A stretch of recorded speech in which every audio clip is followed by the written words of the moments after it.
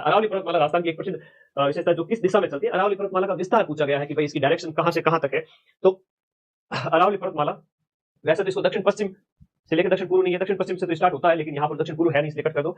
उत्तर पूर्व से दक्षिण पश्चिम ये ऊपर से पूछा गया है, तो हम बात कर रहे हैं ये इस प्रकार से पूछा गया है। तो ठीक है जी, नई दिल्ली से ले आओ तो हम नहीं, 45 नहीं बेटा, वो गुजरात अलग है, गुजरात के लिए तो बहुउद्देशीय परियोजना के लिए इस्तेमाल है, लेकिन इलेक्ट्रिसिटी के अंदर है, मध्य प्रदेश के साथ में है, दोनों अंतर है। हाँ बेटा मत कर, आगे आ जाओ। यहाँ पर प्रश्न इनके संबंध में पूछा गया है, अरावली पर्वतमाला के संबंध में दक्षिण पश्चिम से उत्तर पूर्व, दक्षिण पश्चिम से उत्तर पूर्व को या उत्तर पूर्व से दक्षिण पश्चिम को, एक ही बात है, डायरेक्शन वो मैंने बता दिया आप लोगों को। अब इसके अंदर ये याद रखना, इसकी टोटल लंबाई है वो 692 किलोमीटर है, 692 किलोमीटर है अरावली की कुल लंबाई है। मेरी ये क्लास देख करके बच्चे एग्जाम टॉप कर रहे हैं पीवाईक्यू की। बच्चे पूरे साल पढ़ते रहते हैं, लास्ट टाइम में कुछ नहीं पढ़ते, सिर्फ ये क्लास से रिवीजन करते हैं और यहाँ से सीधे सीधे प्रश्न उनके आते हैं। बाकी दुनिया भर का तो पूरे साल पढ़ा है आपके अंदर, माइंड ऐप ज्वाइन किया हुआ पूरी साल, जम के नोट्स बनाओ और लास्ट में ये क्लास देके एग्जाम टॉप करो। कुल लंबाई जो है वो 692 है। गुरुजी राजस्थान के अंदर इसकी लंबाई कितनी हो जाती है? राजस्थान के अंदर इसकी कुल लंबाई है वो 550 किलोमीटर है। 550 किलोमीटर है वो राजस्थान के अंदर अरावली का विस्तार है। राजस्थान के अंदर अरावली का विस्तार कहां से कहां तक है लिखो। तो राजस्थान के अंदर इसका विस्तार आपको दिखोगे, राजस्थान के अंदर जो है आपके, वैसे इसकी बात करें तो गुजरात के पालनपुर से, पालनपुर गुजरात से, ओवरऑल 692 की बात कर रहा हूं मैं, पालनपुर गुजरात से रायसीना हिल्स जो नई दिल्ली राष्ट्रपति भवन जहां बना हुआ है वहां तक, रायसीना जो हिल है, रायसीना की जो पहाड़ियां है, रायसीना हिल्स नई दिल्ली तक। तो राजस्थान में इसका विस्तार कहां से कहां, ओवरऑल 692 किलोमीटर की बात हो रही है। ये टोटल तो ये आपके 692 किलोमीटर की बात है। लेकिन राजस्थान में जो सिरोही का और राजस्थान का बॉर्डर लगता है आपके खेड़ ब्रह्मा है ना, खेड़ ब्रह्मा से खेतड़ी तक, ये राजस्थान के है। खेड़ ब्रह्मा से लेकर खेतड़ी तक 550 किलोमीटर है, वो याद रखना इसके अंदर, ठीक है। राजस्थान के टोटल क्षेत्रफल का 9% पर अरावली का विस्तार है। राजस्थान के 9% क्षेत्र पर विस्तार है, राजस्थान के 9% क्षेत्र पर विस्तार देखने को मिलता है। और खेड़ ब्रह्मा सिरोही, बड़ा अच्छा पॉइंट है, बच्चे कंफ्यूज हो जाते हैं।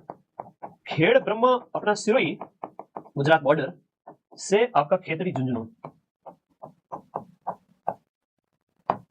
ये है 550 किलोमीटर, ठीक है भाई।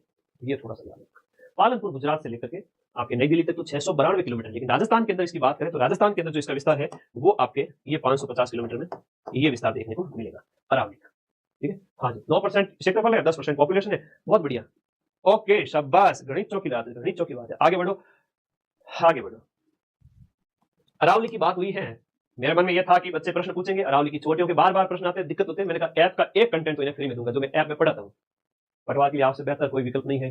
धन्यवाद भाई सुरेश, क्योंकि अगर मैं करंट अफेयर्स मैथ में लगा के तुम्हें बेवकूफ बना देता कि चलो हो गया, मैं फिर तुम्हारी सफलता का क्रेडिट ले लेता, तो तुम भी कहते गुरुजी आपने तो सिर्फ करंट ही पढ़े। मैंने इंडिया जीके पढ़ा 3 मैराथन, मैंने राजस्थान जीके पढ़े, मैंने हिंदी इंग्लिश मैथ रीजनिंग पढ़ाई, 150 क्वेश्चन का पूरा कंटेंट यूट्यूब पे मैराथन से करवाया है, पूरी रिवीजन क्लासेज है, ऐप पे पूरे साल जम के पढ़ा आप लोगों ने। अब एक प्रश्न जो सीधा सीधा आता है, अरावली की चोटियां, इसमें एक देखो आपका प्रश्न है दक्षिणी अरावली की चोटी, सीधा सा प्रश्न आ जाता है। गुरु शिखर है जो सबसे ऊंची चोटी दक्षिण अरावली की, और इसके साथ आप ये कहोगे कि संपूर्ण अरावली और दक्षिण अरावली दोनों की ऊंची चोटी। गुरु शिखर है वो सिरोही के अंदर है, 5650 फीट है। अब ये मैप के अंदर आपको छोटा दिख रहा है तो पीडीएफ में बड़ा दिख जाएगा। शेर है गुरु से दिल, जरा अच्छे से लगा के पढ़ाई करो, ऐसे थोड़ा ट्रिक से याद करो। शेर है सिरोही के अंदर 1597, दिलवाड़ा सिरोही के अंदर है, जलगा उदयपुर के अंदर 1431 पूछा जाता है प्रश्न, अचलगढ़ सिरोही के अंदर, आबू सिरोही के अंदर हो गया। फिर उसके बाद में कुंभलगढ़ राजसमंद के अंदर, धोनिया पर्वत अभी पूछा गया था पेपर के अंदर, जस्ट अभी पूछा गया था, धोनिया पर्वत उदयपुर के अंदर हो गया। जयराज आपका है सिरोही के अंदर 1090 मीटर। ऋषिकेश अभी पूछा गया था पेपर के अंदर, ऋषिकेश सिरोही के अंदर है, जस्ट अभी पूछा गया था पेपर में। कमलनाथ पूछा जाता है 1001। सुंदर पर्वत है भीमा जालोर में, पहला रोप जहां स्थापित होता है। ये मेरे ऐप के नोट्स है जो तुम लोगों ने पूरे साल पढ़े, तुम लोगों को पता होगा जो ऐप में पढ़े थे। दक्षिण अरावली की चोटी, उनमें आपका माकड़ मगरा उदयपुर का है, सज्जनगढ़ उदयपुर का है, सायरा है उदयपुर का है, लीलागढ़ उदयपुर का है, जालोर का डोरा पर्वत जो कई बार एग्जाम में पूछा जाता है, डोरा पर्वत कहां है रे, कहां है? जसवंतपुरा पहाड़ियों के अंदर डोरा पर्वत है जिसकी ऊंचाई जो है वो 869 मीटर है। ये प्रश्न आपके आएगा। नागपाणी वाला अभी जस्ट पूछा गया था फर्स्ट ग्रेड के अंदर, नागपाणी था, नाग पहाड़ था, नागपाणी उदयपुर के अंदर है जो कि 867 मीटर ऊंचा है। गोगुंदा उदयपुर में 840 है। इसराना भाकर कई बार परीक्षा पूछा जाता है, जालोर के अंदर 839 मीटर है। रोजा भाकर भी एग्जाम में आता है, ये भी जालोर के अंदर 730 मीटर है। फिर हम बात करें, हाँ जी, तो झारोला पहाड़ ये भी आपका परीक्षा में अभी पूछा जा चुका है। झारोला, रोजा, इसराना, बोलो मेरे साथ साथ, झारोला, इसराना, रोजा तीनों ही जालोर के अंदर। कोटड़ा और ऋषभदेव उदयपुर में, ऋषभदेव बहुत इंपॉर्टेंट छोटी हो जाती है। दक्षिणी अरावली क्लियर होती है तो थोड़ा मध्य अरावली में आ जाओ। मध्य अरावली के पर्वत भी एग्जाम में पूछे गए थे अभी। मध्य अरावली के जो जिले हैं वो अजमेर, ब्यावर है, राजसमंद का उत्तरी भाग है और जयपुर का दक्षिणी भाग है, ठीक है जी। औसत ऊंचाई इसकी 700 मीटर मिलती है। लेकिन जो छोटियां एग्जाम में पूछी जाती है वो गोरम जी, गोरम जी पहले देखो अलग है। गोरम जी याद रखना, गोरम जी या मोराई जी जो ब्यावर में है 933 मीटर है। तारागढ़ है और नाग पहाड़ है, तीन ही चोटियां हैं जो मध्य अरावली के अंदर है। सामने इनकी ऊंचाई दी हुई है। मध्य अरावली की सर्वोच्च चोटी, एग्जाम में बार बार क्वेश्चन पूछा गया है, मध्य अरावली की सर्वोच्च चोटी कौन सी है? अरे कौन सी है? तो मोराई जी या गोरम जी है मध्य अरावली की सबसे ऊंची चोटी 933। एक प्रश्न जो और पूछा जाता है कि अब बारी है उत्तरी अरावली की, सबसे उत्तर में जो अरावली है उसकी बात करें तो उत्तरी अरावली की सबसे ऊंची चोटी या उत्तरी अरावली का सबसे ऊंचा पर्वत शिखर कौन सा है सर? तो रघुनाथगढ़ है, जो कि शिखर के अंदर 1055 मीटर है। मालखेत शिखर के अंदर हो गया, लोहारगढ़ झुंझुनू में है, भोजगढ़ नीम का थाना शिखर के अंदर है, खो है जयपुर में, बैराज है अलवर के अंदर, बाबई है आपकी जयपुर की, बाबई इंपोर्टेंट है, बरवाड़ा हो गया, बाबई आपका बिलाली होगी, बिलाली कोटपुतली बैरोड में चला गया, मनोहरपुरा जयपुर में, बैराट इसके अंदर हो गया कोटपुतली बैरोड में, सरिस्का सिरावास और भानगढ़ तीनों अलवर में है, जयगढ़ जयपुर में है, नाहरगढ़ और जयपुर में Alwar.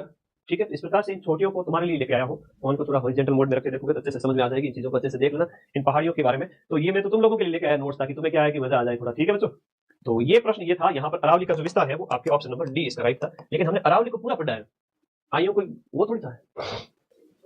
Second grade first grade की क्लासेस 18 तारीख से स्टार्ट हो रही है नए बैच के अंदर। आप सभी एडमिशन ले लेंगे ऑफर प्राइस के अंदर 15 अगस्त तक। उसके बाद में पटवारी पेपर कंप्लीट होते ही प्रूफ देकर के सीधा चलूंगा लाइव क्लासेस के अंदर। तो बैच एडमिशन कर लेंगे अपना, और 2 दिन में क्लासेस स्टार्ट हो रही है। तो ये छोटियों के बाद में अगला प्रश्न यहाँ पर देखिएगा कि कौन सी नदी है वो कच्छ की खाड़ी में गिरती है और जो है आपकी अरब सागर में गिरने के रास्ते में खंबात की खाड़ी में गिरती है। देखो बहुत प्यारा क्वेश्चन पूछा गया है। लूणी नदी और माही नदी के संबंध में प्रश्न है कि लूणी नदी कच्छ की खाड़ी में गिरती है, लूणी नदी कच्छ की खाड़ी में गिरती है, और माही नदी है वो अरब सागर में गिरने के रास्ते खंबात की खाड़ी, पहले खंबात की खाड़ी में गिरती है। खंबात की खाड़ी अरब सागर का ही पार्ट है, तो खंबात की खाड़ी में माही नदी, और यहाँ आ जाएगा आपकी लूणी नदी, और ये हो जाएगा आपका माही नदी। ये ऑप्शन इसके अंदर बिल्कुल सटीक है। अच्छे लेवल के प्रश्न पूछे गए हैं, ध्यान रख लेना। और लूणी नदी की बात करें तो राजस्थान के अंदर 495 किलोमीटर बहती है। लूणी है वो राजस्थान के अंदर 495 किलोमीटर राजस्थान में, तो राजस्थान में लूणी है वो 495 किलोमीटर है। माही 576 किलोमीटर टोटल लंबाई है, उसमें से 171 किलोमीटर राजस्थान के अंदर है। माही है वो टोटल, माही की हम बात करें 495 इसकी टोटल, एक सेकेंड, टोटल कितनी है और राजस्थान के अंदर कितनी लंबाई है, दोनों अलग अलग प्रश्न है, इनको थोड़ा सा अच्छे से देखना पड़ेगा। लूणी नदी की टोटल लंबाई है वो आपके 400, ये तो अपने टोटल है, और राजस्थान के अंदर कितनी है लूणी की लंबाई वो थोड़ा सा देख लेते हैं। राजस्थान के अंदर लूणी की जो लंबाई है वो लगभग 350 प्लस है, 350 किलोमीटर प्लस। तो ये राजस्थान के अंदर लूणी की जो लंबाई है उसको हम देख रहे हैं। हाँ जी, अलग अलग है, अलग अलग आता है, इसको कहीं पर 330 भी मिलता है, ठीक है 330 भी है, ठीक है इसको आप 330 रखें। अगला देखिएगा माही नदी की बात करते हैं। माही नदी, और माही नदी की बात करें तो माही नदी 576 किलोमीटर लंबी है, 576 किलोमीटर लंबी है, और इसमें राजस्थान के अंदर 171 किलोमीटर लंबी है। राजस्थान में 171 किलोमीटर लंबी है माही नदी। ठीक है, कहां से निकलती है, कहां है ना, ये हमने पहले ही क्लासेस में बात कर ली कि मेहंद झील जो आपके एमपी से निकलती है, और ये नाग पहाड़ अजमेर से निकलती है। इनका बहाव क्षेत्र भी देखा था, यहाँ पर इनका जो टोटल है प्रभाव वगैरह कितने किलोमीटर वगैरह है, जिले वगैरह तो पहले भी देख लिए थे। चलो ये भी डाउट क्लियर होता है। उसके बाद में अगला प्रश्न, निम्नलिखित में से कौन सा कारक है वो राजस्थान की जलवायु को निर्धारित नहीं करता है? तो राजस्थान की जलवायु को प्रभावित करने वाले कारकों के अंदर जलवायु भूमि की संरचना से, अक्षांश से, समुद्र दूरी से, देशांतर स्थिति से। जलवायु में अक्षांश देशांतर दोनों दे रखे हैं, तो देशांतर से कभी भी जलवायु का निर्धारण नहीं होता है। देशांतर से आपका समय का निर्धारण होता है। किसका निर्धारण होता है? समय का निर्धारण। तो समय का निर्धारण करना है तो आप देशांतर का सहारा लेंगे। अक्षांश है तो अक्षांश से आपकी जलवायु पता चलती है कि आपके उष्ण में है, उपोष्ण में है, शीतोष्ण में है, शीत कटिबंध में है, कहाँ है, वो अक्षांश से डिसाइड होते हैं पृथ्वी के गोले पर। ठीक है, तो अक्षांश की स्थिति वगैरह, समुद्र तल से ऊंचाई वगैरह, धरातल ऊंचावच, अरावली की धरातल ऊंचावच के साथ साथ अरावली जो है अरावली पर्वत श्रेणी की स्थिति वगैरह, अरावली की स्थिति यह भी इसको प्रभावित करती है। राजस्थान के अंदर आपकी लेटराइट मिट्टी के बारे में कौन सा कथन सही है? लेटराइट मिट्टी आज के टाइम में सीधे क्वेश्चन ना होकर के अच्छे कंसेप्चुअल क्वेश्चन है। हाँ जी, ओके, लेटराइट के अंदर आपके नाइट्रोजन, इस प्रश्न का आंसर दो, बहुत प्यारा क्वेश्चन है। हाँ जी, अगले प्रश्न की ओर।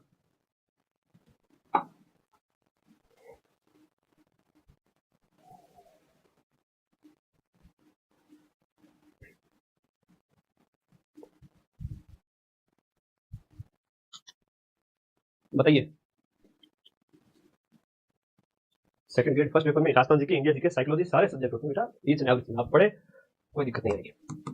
नाइट्रोजन की मात्रा पर्याप्त है लेटराइट मिट्टी में, ये क्रिस्टलीय और कायांतित चट्टानों से बनती है, राजस्थान के पश्चिमी क्षेत्र में पाई जाती है, और लोहे की उपस्थिति के कारण काली दिखती है। एक बात बड़ी विपरीत कही गई है जो हम देखते हैं यहाँ पर पहचान सकते हैं कि राजस्थान ये लेटराइट मिट्टी में क्रिस्टलीय, लेटराइट मिट्टी की हम बात करें, लिखिएगा लाल लोमी मिट्टी से विशेष रूप से कहेंगे। ठीक है, हाँ जी, पश्चिमी रेगिस्तानी क्षेत्र, रेगिस्तानी क्षेत्र के अंदर आपका, चलिए ऑप्शन बताइए आप लोग, इसके आंसर क्या होंगे, लिखिएगा। वैसे इसे लाल लोमी मिट्टी भी कहते हैं, इसे लाल लोमी मिट्टी, इसका क्या है, उपनाम है।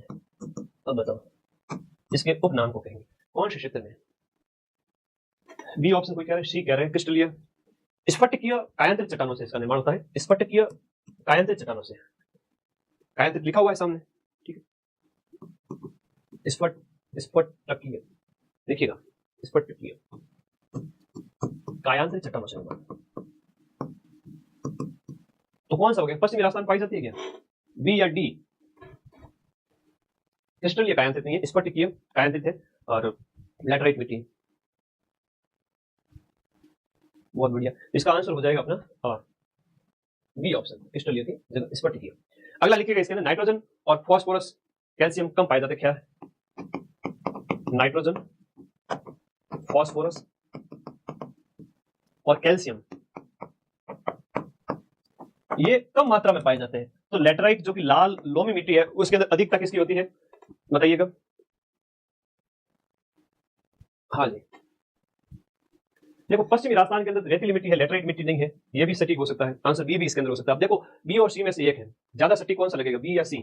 तो सी थोड़ा ज्यादा सटीक है। अब इस क्रिस्टलीय और कायांतरित इस हिसाब से देखो तो बताओ कौन सा लगेगा, है ना? कायांतरित तो है, तो सी बी दोनों में से हो सकता है ना? अब इसको अपने हिसाब से अपन देखेंगे। फिर इसकी विशेषता देख लेते हैं। कण इसके बारीक होते हैं काफी, कुछ कुछ प्रश्न सोचने को मजबूर करते हैं, सोचा करो।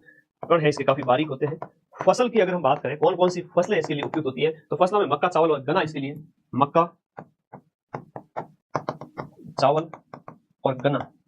और इसके साथ साथ देखो राजस्थान का दक्षिणी भाग है ना, ये सही हम पश्चिमी राजस्थान में रेतीली मिट्टी कहेंगे ना। हालांकि दो शब्द बड़े विपरीत आ जाते हैं, विरोधाभासी आ जाते हैं, कई बार डाउट होता है, तो आंसर निकालने में थोड़ा सा क्लास में डिस्कशन के बाद ही निकालेंगे। दक्षिणी राजस्थान में, दक्षिणी राजस्थान की मिट्टी है ये। और फसलें वगैरह लेटराइट की थोड़ा सा आप लोग अच्छे से इसको याद कर ले। दक्षिणी राजस्थान के अंदर अच्छा कौन सा कुछ 79 पूछा, कौन सा कथन सही है? एक सेकंड, राजस्थान की लेटराइट मिट्टी के बारे में अच्छा सही कथन, सॉरी सॉरी सॉरी सॉरी माफी चाहूंगा। नॉन स्टॉप पढ़ाते 6 घंटे, हो सकता है कि मेरे कुछ क्वेश्चंस के अंदर आपको लगे कि मैं, है ना, नॉन स्टॉप जब माइंड वर्क करता है तो कई बार ओके ओके आई अंडरस्टैंड, बिल्कुल बिल्कुल। आप लोग मुझे इसी लाइव क्लास के अंदर आपकी कमेंट इसी वजह से तो देखता हूँ कि कहीं भी कोई दिक्कत हो जाए तो आप लोग कमेंट कर दो, क्योंकि होता है नॉन स्टॉप जब आपके एग्जाम हॉल में 3 घंटे बैठे रहते हैं उसमें भी आपसे पूछा जाता है, तो इट इज ओके। एग्जाम में इन चीजों के अंदर ये क्या है कि यहाँ पर पूछा गया है कि लेटराइट मिट्टी के बारे में निम्न में से कौन सा सही है? लेटराइट मिट्टी के बारे में सही कथन है तो बी सही है, सही तो बी है। नाइट्रोजन की पर्याप्त मात्रा नहीं, नाइट्रोजन की क्या होती है इसके अंदर, कमी होती है, तो नाइट्रोजन कम मात्रा के अंदर है। और पश्चिमी रेगिस्तान ये वाला भी गलत है, दक्षिणी राजस्थान में लोहे की उपस्थिति के कारण काली दिखती है, ये कथन गलत है। तो इस प्रकार से पूछा, सही कथन पूछा है, ठीक है, इट्स ओके। और इतना तो तुम समझते हो ना, हाँ तुम लोग तो बड़े मजे से बैठे हो, चाय वाय भी पी रहे हो, मैं तो नॉन स्टॉप तरीके से पढ़ा रहा हूँ, हो जाता है कई बार कुछ दिमाग के अंदर इस तरह से सेट हो जाती है, कोई बात नहीं, ठीक है। लेटराइट लाल लोमी मिट्टी तो क्रिस्टलीय और कायांतरित चट्टानों से बनती है, बाकी कथन इसके अंदर गलत है, सही कथन सिर्फ और सिर्फ बी है। तो देखो एग्जाम हॉल में एकाग्रता का परिचय देना पड़ता है, मुझे तो 12 घंटे नॉन स्टॉप पढ़ रहा है, इसलिए आपकी कमेंट भी मैं देख रहता हूँ, बाई चांस कुछ कथन है वो पीछे न रह जाए। राजस्थान के अंदर आपका मिश्रित शरद ऋतु, मिश्रित शरद ऋतु वन और ढोकड़ा वन किसका हिस्सा है? मिश्रित शरद ऋतु वन, मिश्रित शरद ऋतु वन और ढोकड़ा वन है वो किसका हिस्सा है? ये सदाबहार वनों में पाए जाएंगे या उपोष्ण कटिबंधीय पहाड़ी क्षेत्र में पाए जाएंगे, उष्ण कटिबंधीय शुष्क पर्णपाती वनों में आएंगे या उष्ण कटिबंधीय कांटेदार वनों का हिस्सा है? किसका हिस्सा है आपका? ये ढोकड़ा नहीं है, हाँ, कोई बात नहीं, ढोकड़ा नहीं, ढोकड़ा वन है। तो ढोकड़ा वन वगैरह जो है, हम एग्जाम में तुम्हें पेपर में एक दो प्रश्न तो ऐसा लगेगा, एक दो क्वेश्चन के अंदर जो है शब्द बड़ा बड़ा गलत दिया हुआ ऐसा तुम्हें लगेगा, तो तुम इसमें कंफ्यूज मत होना, ये ढोकड़ा नहीं है, ये ढोकड़ा नहीं है, ढोकड़ा है ना, वही शब्द है जो तुम सोच रहे हो, ऐसा कोई है ही नहीं, तो फिर वो शब्द आया कहां से? ये टाइपिंग मिस्टेक नहीं है हमारी तरफ से, ये अधीनस्थ बोर्ड के पेपर में ही ऐसा लिखा हुआ था, ठीक है।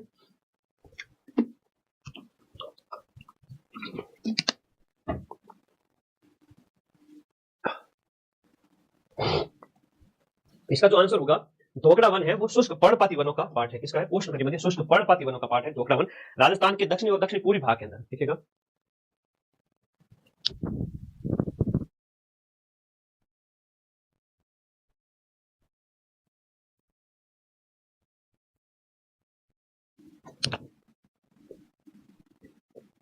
हाँ जी,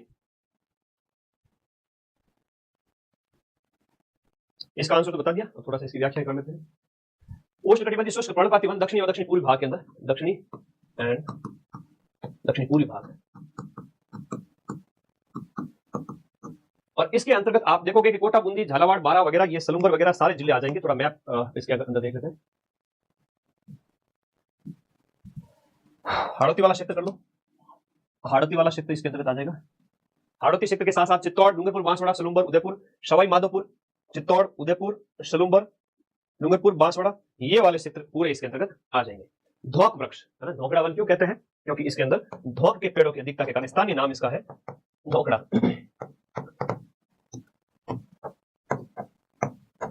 तो धोक पेड़ों की अधिकता के कारण, और कौन कौन से क्षेत्र है वो हमने मैप में देख लिए, ठीक है, दक्षिणी, साउथ एंड साउथ ईस्ट। अगला देखो, 15वीं शताब्दी में जैसलमेर के जो पालीवाल ब्राह्मणों ने तकनीकी ज्ञान का उपयोग करके जल प्रबंधन संसाधनों का निर्माण किया था, उन्हें क्या कहा जाता था? एक आगे जो रास्ता रोक दिया जाता था, पानी को एक जगह रोक दिया जाता था और पीछे जब खेती की जाती थी उसमें, ठीक है। तो ये जो क्षेत्र है वो क्या कहा गया? ये खड़ीन प्रणाली कहा गई है ना, खड़ीन प्रणाली कहा गई। इस प्रकार से जैसे ऐसे क्षेत्र खेत है, यहाँ पर बाढ़ खेत मतलब एक दीवार वगैरह लगा दी गई और बीच में जो पानी हो गया तो यहाँ पर ये खेती करते थे। ये पालीवाल ब्राह्मणों के द्वारा ये प्रणाली विकसित की गई, इसे खड़ीन कहा गया। पश्चिमी राजस्थान के अंदर पालीवाल ब्राह्मणों के द्वारा, विशेष रूप से जैसलमेर क्षेत्र के अंदर, ठीक है, जैसलमेर क्षेत्र के अंदर पालीवाल ब्राह्मणों के द्वारा। और इसके अलावा हम बात करेंगे, एक तो प्लाया झीलें भी होती है, प्लाया झील, उसके ऊपर भी बात की थी। प्लाया थी, मरुस्थल की जगह शब्दावली वगैरह। तो अस्थायी पानी की जो झीलें हैं वो प्लाया है, वो अपने रेगिस्तानी क्षेत्र के अंदर जो खड्डा बन जाए उसमें पानी भर जाए और कुछ समय बाद में उसका वजूद ही नहीं है, वो प्लाया झीलें होती है। तो प्लाया झीलें है वो आपके रेगिस्तानी क्षेत्र के अंदर अस्थायी रूप से कोई जैसे उबड़ खाबड़ इस प्रकार का कोई क्षेत्र है, इसके अंदर पानी भर जाए, है ना, यहाँ पर ये अस्थायी इस प्रकार से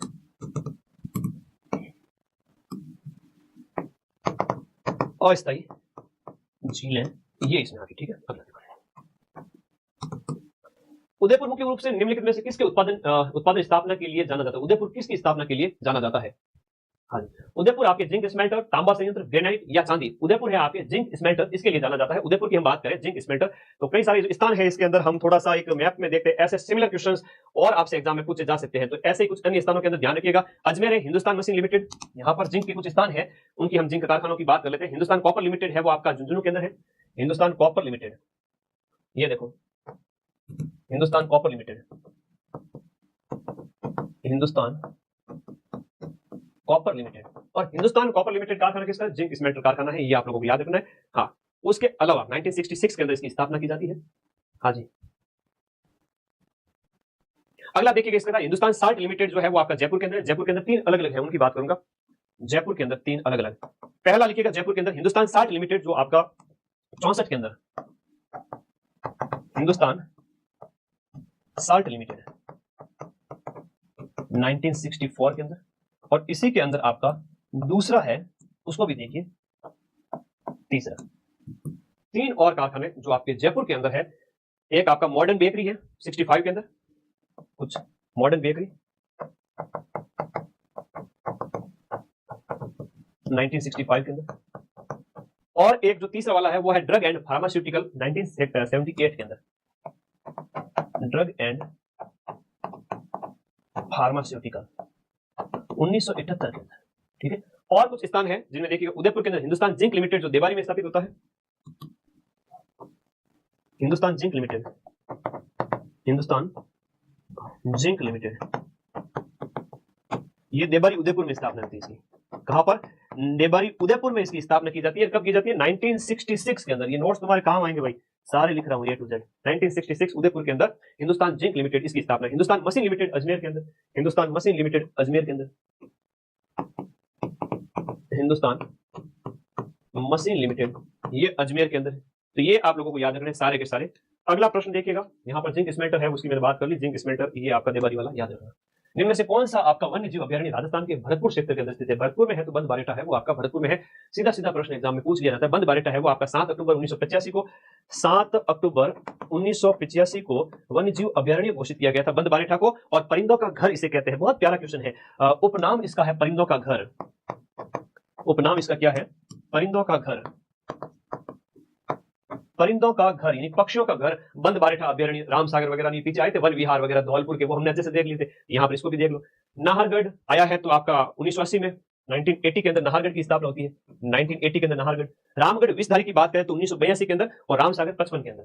ये 1982 के अंदर, और रामसागर है अधिकांश जब अभ्यारण्य बने थे ये 55 के अंदर धौलपुर के अंदर है। और रामगढ़ विषधारी वगैरह की बात करें तो बूंदी के अंदर है, और ये जयपुर के अंदर है। इसकी स्थापना जो है आपकी बूंदी में होती है, ये आपका जयपुर का है, और ये आपका धौलपुर का है। तो धौलपुर वाला थोड़ा ज्यादा ही क्वेश्चन ऑप्शन में आ रहा है, बार बार पूछा जा रहा है, ठीक है। ओके चलो आगे देखो। राजस्थान में आईजीएनपी का नकारात्मक प्रभाव क्या है? नेगेटिव पॉइंट्स मैंने सारे बता दिए। और अब आप लोग ये देख रहे हो कि ये जो प्रश्न है वो बार बार एग्जाम में आ रहे हैं। एक बार जब प्रश्न पूछ लिया तो उससे जुड़े हुए प्रश्न बार बार एग्जाम में पूछे जा रहे हैं, मोस्ट इंपोर्टेंट है। तो अधिक सिंचाई की वजह से जो सेम की समस्या हो रही है राजस्थान के अंदर, उत्तरी राजस्थान के अंदर, जिसे हम जो कहेंगे जल भराव की समस्या है ना, जल भराव की समस्या जिसे कहेंगे, वाटर लॉगिंग की प्रॉब्लम जिसे बोलेंगे, क्या बोलेंगे, हाँ, अधिक जल भराव के कारण वनारोपण वायु प्रदूषण करने, तो ये इसे वाटर लॉगिंग बोलेंगे, वाटर लॉगिंग, शेम, जल भराव, ये सारी समस्याएं। तो उत्तरी पश्चिमी राजस्थान बोलोगे, एक प्रॉब्लम, मतलब अगर स्थान पूछे तो उत्तरी पश्चिमी राजस्थान में, क्योंकि आईजीएनपी वहीं पर है, तो आप लोग दिमाग ज्यादा लगाना मत। सिंचाई है आपका, सिंचाई कृषि में, सिंचाई जो है वो आपके एग्रीकल्चर में इंपॉर्टेंट भूमिका निभाती है। तो भूमिगत जल का दोहन, प्राचीन जल संरक्षण विधियों का अनुरक्षण न करना और राजस्थान में वनों की कटाई के कारण इनमें से कौन सी स्थिति उत्पन्न हो गई है? वनों की कटाई की वजह से और प्राचीन जल संरक्षण विधियों का हम अनुसरण नहीं कर रहे हैं। प्राचीन काल में जो वाटर कंजर्वेशन की जो टेक्निक थी उनका हम इस्तेमाल नहीं कर रहे हैं, और राजस्थान के अंदर जो है वनों की कटाई हो रही है, तो इनकी वजह से चारे की कमी, भूस्खलन, वायु प्रदूषण या सूखा, कौन सी समस्या है वो ज्यादा हो रही है? तो ड्रॉट है वो आपका ज्यादा, बड़ोपल बहुत बढ़िया, बड़ोपल जो स्थान है वो सेम की समस्या के लिए बहुत बढ़िया। सूखा है जो आपको याद रखना है, सूखा जो है ये समस्या उत्पन्न हो रही है। ओके, अगले प्रश्न की ओर चलते हैं। राजस्थान का कौन सा क्षेत्र आपके थारपारकर नस्ल की गाय के लिए जाना जाता है? थारपारकर नस्ल की गाय के लिए आपका कौन सा जैसलमेर का क्षेत्र है वो थारपारकर नस्ल के लिए जाना जाता है। थारपारकर गाय का जो प्रजनन केंद्र है वो आपका चांदन जैसलमेर के अंदर है, ठीक है। थारपारकर प्रजनन केंद्र, चांदन थारपारकर प्रजनन केंद्र, ये चांदन जैसलमेर के अंदर है, ठीक है। चांदन जैसलमेर में थारपारकर गाय का प्रजनन केंद्र है, मालानी क्षेत्र इसकी उत्पत्ति है, और इसे धारी भी कहते हैं, ठीक है। धारी अलग अलग नाम है, थारी, धारी अलग अलग नाम है, क्योंकि एक ही दिन में थार को पार कर जाती है, इस वजह से इसका जो उपनाम है वो थारी है। थार को एक दिन में पार करने वाली, थार को एक दिन में पार, ये इस वजह से इसका थारी, धारी, ऐसा मतलब एक स्थानीय भाषा में ये नाम है, अलग अलग शब्द यूज किया जाता है, लेकिन इसका नाम थारी हिंदी में बोलेंगे। हाँ, चांदन नल को थार का गढ़ा कहते हैं, जो कि इसी लाठी शीर्ष क्षेत्र में स्थित है, पोखरण से मोहनगढ़ के बीच में। ओके, अगला प्रश्न, निम्नलिखित में से कौन इंदिरा गांधी नहर का लाभार्थी क्षेत्र नहीं है? इंदिरा गांधी नहर का जो लाभ है वो आपके कोटा क्षेत्र को नहीं मिलता है, बाकी सभी जिलों को आईजीएनपी का लाभ मिलता है। अब आईजीएनपी जो पश्चिमी राजस्थान के अंदर इसकी लिफ्ट नहर है वो आपकी बाईं ओर स्थित है, तो उसको थोड़ा सा देख लेते हैं। आईजीएनपी की लिफ्ट नहर है, आईजीएनपी की लिफ्ट नहर है, और आईजीएनपी की जो लिफ्ट नहर है वो सारे के सारे किस तरफ है? आईजीएनपी की सारी लिफ्ट नहर है वो बाईं तरफ है। आप इस तरफ खड़े रहो तो ये दायां भाग हो गया और ये बायां भाग हो गया, तो थोड़ा इस तरीके से पढ़ना। लिफ्ट नहर सभी बाईं तरफ है, सभी लिफ्ट नहर बाईं तरफ है। इसके अंदर एक एक लिफ्ट नहर की बात करेंगे, ध्यान से सुन लेना। यहां से सीधा प्रश्न आता है, कौन सी लिफ्ट नहर, कौन सी लिफ्ट नहर कहां से है, किससे बिलोंग करती है? सीधा सीधा प्रश्न आता है, सीधा सीधा प्रश्न आता है, मोस्ट इंपोर्टेंट, ठीक है। ओके, डिटेल व्याख्या तो पढ़नी पड़ेगी क्योंकि प्रश्न तो आएगा यहां से सीधा, और ये नहीं पढ़ोगे तो फिर कैसे काम चलेगा, ठीक है। ओके, एक एक करके बात करूंगा। सबसे पहले हम यहां बात करें, चौधरी कुंभाराम लिफ्ट नहर है, इसे लाभान्वित जिले कौन से हैं देखेंगे। चौधरी कुंभाराम लिफ्ट नहर, ठीक है। अब एक बार नाम लिख दूंगा, बार बार उसका नाम नहीं लिखेंगे, ठीक है। एग्जाम में सीधा सीधा आ जाता है कि बताइए इससे संबंधित जिले कौन से हैं, और देखो उसमें क्या होगा, हनुमानगढ़, बीकानेर, चूरू दे देंगे, साथ में गंगानगर भी दे देंगे। तो हाँ, पेपर से पेन से पेपर में टिक कर सकते हो, बच्चे का कमेंट है जो है पेपर में टिक कर सकते हो, कोई कुछ नहीं करेगा ना। कुछ चीजें होती है, इतना डरा मत करो, कर दिया करो, बस घोड़े गलत मत पढ़ना, उसके लिए थोड़ा सा घोड़े पढ़ना, ओएमआर का और अपने रोल नंबर सही से पढ़ लेना, बाकी तुम जो होगा तुम्हारी किस्मत देखी जाएगी। मेहनत की है तो सक्सेस है, मेहनत नहीं की है तो भी हार नहीं माननी है, सिलेक्शन तुम्हारा ही होगा। हनुमानगढ़, बीकानेर, चूरू, झुंझुनू, हनुमानगढ़, बीकानेर, चूरू और झुंझुनू। हनुमानगढ़, बीकानेर, चूरू, झुंझुनू, तुम्हें 3 जिले दिए जाएंगे और एक दूसरा दे देंगे, बताओ इसमें से कौन सा है। तो ये याद रखना, चौधरी कुंभाराम में हनुमानगढ़, बीकानेर, चूरू, झुंझुनू। दूसरा कंवर सैन लिफ्ट नहर है, वो बीकानेर और गंगानगर से संबंधित है, कंवर सैन लिफ्ट नहर। नंबर 2 पे लिखो, कंवर सैन का सीधा सीधा प्रश्न पूछ लिया जाता है, बीकानेर और गंगानगर, तो गंगानगर और बीकानेर। फिर तीसरी लिफ्ट नहर, इसको भी देखिएगा, पन्नालाल बारूपाल, ये बीकानेर नागौर से संबंधित है, पन्नालाल बारूपाल, पन्नालाल बारूपाल, ये स्थान आप, ये जो लिफ्ट नहर से लाभान्वित है बीकानेर और नागौर, बीकानेर नागौर। अब तुम लोग क्या कई बार सोचोगे सर ये मैप में दिख जाए तो मजा आ जाए, तो भाई मैप थोड़ा सा सामने लगा हुआ है और इसको आप इस हिसाब से अपने देखते रहना, ठीक है। ओके, तीसरा इसके संबंधित और देख लीजिएगा, अगला है आपका तेजाजी लिफ्ट नहर, बीकानेर, तेजाजी लिफ्ट नहर, और तेजाजी लिफ्ट नहर से लाभान्वित है वो आपका जिला है कौन सा, बीकानेर। मतलब पानी पहुंचाने के लिए दूरस्थ स्थानों तक वो लिफ्ट नहरें निकाली गई है इंदिरा गांधी नहर से। अगला देखिएगा, डॉक्टर करणी सिंह है, वो बीकानेर जोधपुर है। Doctor Karni Singh, doctor Karni Singh lift नहर, ये बीकानेर जोधपुर हो गया। अगला आ जाओ, डॉक्टर करणी सिंह के बाद में गुरुजम्बेश्वर लिफ्ट नहर,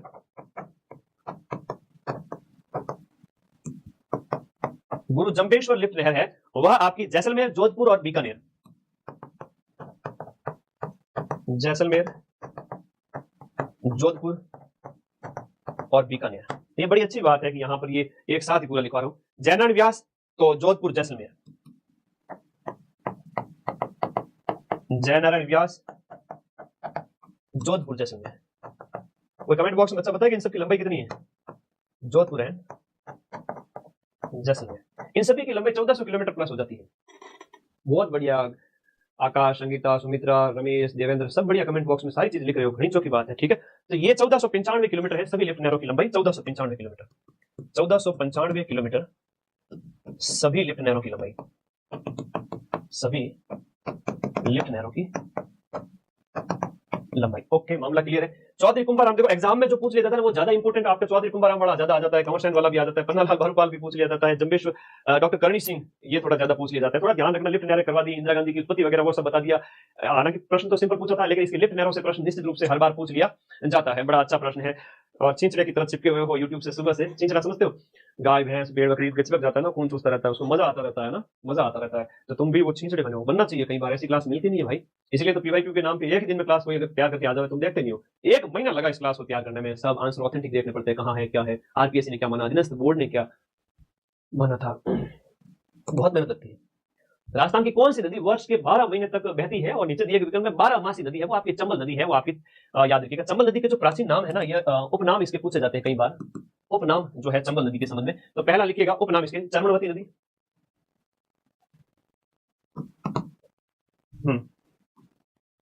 लिखो भाई, चर्मणवती नदी, इसे कहेंगे हम कामधेनु और 12 मासी नदी, कामधेनु और 12 मासी नदी, 12 महीना चलने वाली नदी। तो ये सभी अपने चंबल के उपनाम हो जाते हैं। चंबल नदी की हम बात करें तो ये त्रिवेणी संगम भी बनाता है ये, और रामेश्वरम घाट है ना, रामेश्वरम घाट पर त्रिवेणी संगम भी। और इसके ऊपर और भी बहुत सारी चीजें, जैसे चूलिया जलप्रपात भी बना हुआ है ना, चूलिया जलप्रपात जो हम बात करते हैं राजस्थान के सबसे ऊंचा जलप्रपात, ये भी बड़ा अच्छा प्रश्न है। बनास, सीप और चंबल, बनास, सीप और चंबल, इन तीनों का संगम बनता है, तीनों जब मिलती है रामेश्वरम घाट, बताओ कहां पर। अगला प्रश्न इसी के साथ साथ और ऐड करते हैं चंबल के संबंध में। तो चंबल है आपके जनापाव की पहाड़ी, मध्य प्रदेश से निकल करके आती है, जनापाव पहाड़ी, एमपी से इसका होता है उद्गम, राजस्थान में चित्तौड़गढ़ से प्रवेश करती है, राजस्थान के जो आपके दक्षिण पूर्व वाले जो आपके 6 जिले हैं वहां से ये बहती हुई आगे बढ़ती है। चूलिया जलप्रपात इसी के ऊपर बना हुआ है ना, 84गढ़ चित्तौड़गढ़ से राजस्थान में प्रवेश होती है, उसकी भी हमने बात की थी। 84गढ़ चित्तौड़ से प्रवेश करती है। चूलिया जलप्रपात बताओ कौन से जिले में स्थित है, चूलिया जलप्रपात इसी पर बना हुआ है, ठीक है। और जो इसकी लंबाई की बात करें, राजस्थान के अंदर 322 किलोमीटर है, राजस्थान में 322 किलोमीटर चंबल नदी। वैसे चंबल नदी की कुल लंबाई की अगर हम बात करें तो वो है आपकी 1051 kilometre, 1051 kilometre, 1051 kilometre total Madhya Pradesh में से होते हुए। तो इसकी टोटल जो लंबाई है वो आपकी ये है, राजस्थान में 322 है, 12 मासी नदी है, अलग अलग इसके उपनाम है, यह भी याद रखिएगा। हाँ, चंबल पर बना हुआ है, ठीक है, ओके ओके। आगे देखिएगा, अगले प्रश्न में चलते हैं। निम्नलिखित कथनों पर विचार करना है, बताना है आपकी आरएस प्री 2025 में। देखो अच्छे लेवल के प्रश्न पूछे गए। राजस्थान की भौतिक प्रदेश विशेष रूप से जो आपका अर्ध शुष्क वाला प्रदेश है वो बार बार पूछा जाता है, ठीक है। अर्ध शुष्क प्रदेश के संबंध में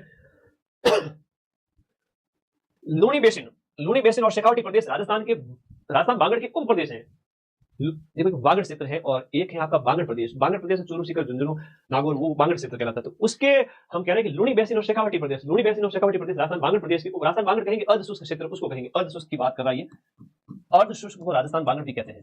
ठीक है, अर्ध शुष्क या राजस्थान बांगड़, अर्ध शुष्क या राजस्थान बांगड़, लुणी और शेखावटी में उसके उप प्रदेश हैं, हालांकि 4 है टोटल यहाँ बताइए।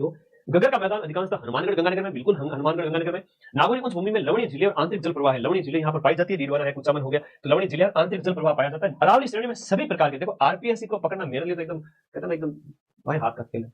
आरपीएससी क्या की ट्रिक खेल रही 10 साल पुरानी, जो यूपीएससी खेलती थी ना पहले, उस टाइप से। तो ऑप्शन नंबर ए बी और सी है, एक्सट्रीम स्टेटमेंट यानी सभी प्रकार के खनिजों से संबंधित, सभी नहीं है। अरावली में कौन कौन से खनिज पाए जाते हैं पीछे हमने इसके ऊपर बात की थी, जैसे तांबा है, लोहा है, सीसा जस्ता है, चांदी, मैग्नीज, सोना और टंगस्टन, ये मैंने पहले बताया था आप लोगों को। तो ये धारवाड़ क्रम की अरावली का निर्माण है वो आपके धारवाड़ क्रम की चट्टानों से हुआ है और धातु यहाँ पर खूब पाए जाते हैं। ए बी और सी है, तो ये ऑप्शन डी इसमें गलत हो गया, ए बी सी है, धारवाड़ क्रम की चट्टान है ना, सभी प्रकार के खनिज नहीं, कुछ खनिज पाए जाते हैं, धारवाड़ चट्टान है।